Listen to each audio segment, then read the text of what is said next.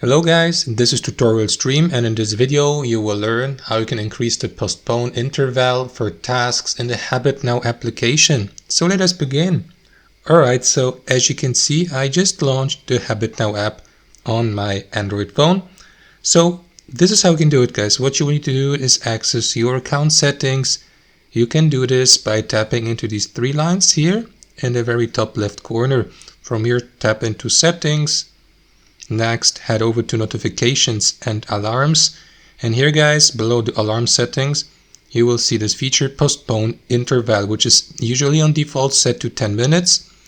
But you may change that postpone interval to, let's say, 15 minutes, or swipe down till you get to 20 minutes, 30 minutes, and even an hour if you like. So it's up to you guys which of that postpone interval you select. As you can see, the maximum postpone interval is 60 minutes. So you can't postpone the given tasks further in the future than 60 minutes or an hour. So that's basically it. You can also decrease it if you like, from 10 to 5 minutes. Tap into OK to change the postpone interval for your tasks in the HabitNow app. And that's it. Hope you enjoyed it, and until next time.